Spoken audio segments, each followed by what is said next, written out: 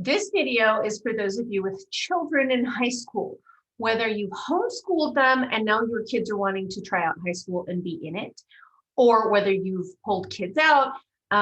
It's really about those of you who have children in the high school system. And here's what you need to know. My oldest two decided they wanted to go to a charter. And so while they were at that charter, they decided only to take electives.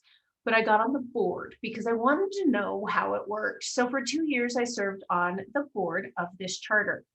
And if you knew the things I learned, which is what I'm sharing with you now, you would be flabbergasted at how much control is being put over parents that is completely unnecessary. So, number one, you only have to jump through a high school's hoops if you want their diploma. If you don't want their diploma, you just want some of their classes, you can sign your child up for those classes. Now, some states do not allow this. Many do. Charters are very open to it because a charter gets paid half the money for your kids that's going half time. So if a public school won't work with you, find a charter who will. But the schools, when you walk in and you say, I'm a homeschooler, what counts towards graduation? I can almost guarantee you very little will. They don't want your program. They don't want what you have. It's their right to decide whether or not your curriculum fits their plan.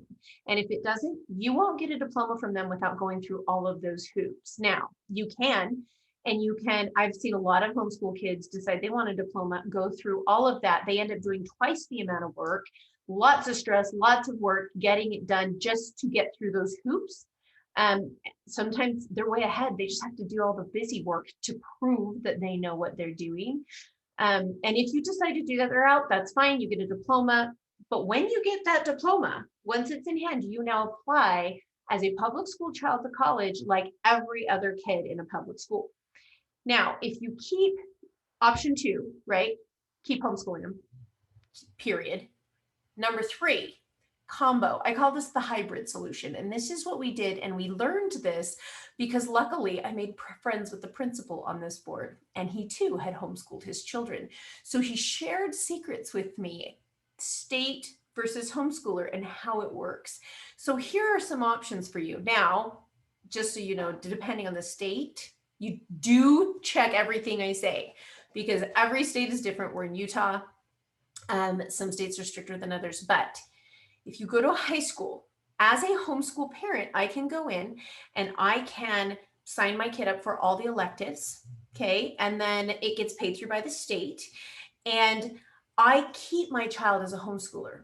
So my children stayed homeschoolers. So when they applied to the universities, they applied as homeschoolers. When you apply as a homeschooler, you call the university and ask for the homeschool admissions, not regular admissions. The rules were a little different.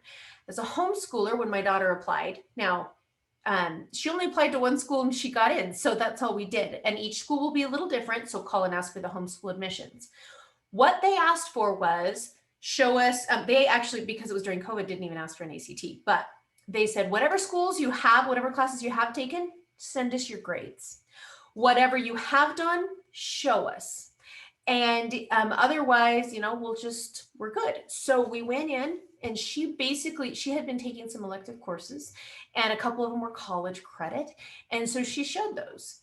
And once you put in your paperwork, so she went to a charter and she got all A's in there. Now, granted, it was all electives, but she showed that she was a good student by showing her A's of theater and music.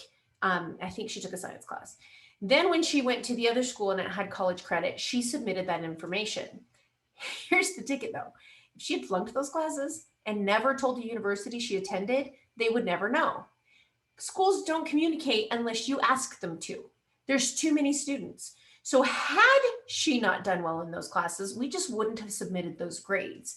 Now it sounds a little iffy, but the thing you need to understand is you only have to jump through a school's hoop if you want their diploma. Every single high school across the country has different list of requirements that are made by the board of directors. And that all depends on what is important to the board of directors. So if you change to a different school, your requirements might be different. And this happens all the time, and schools will work with other schools, but some high schools don't love the homeschooler. And here's the main reason why. This is what the principal taught me. Because a homeschooler who comes in and only takes part credit and then leaves comes in as a recording as a dropout for the school. You don't, your kid doesn't look like a dropout. The school looks like they had a dropout, and it's bad for their numbers. And so they discourage it, and they will do everything they can to not look like your kid was a dropout. So they might discourage you from coming. They might find ways, tell you that you have to do certain things. Check your laws, check your regulations. Sometimes you just get a mean principal. Sometimes you get a great principal.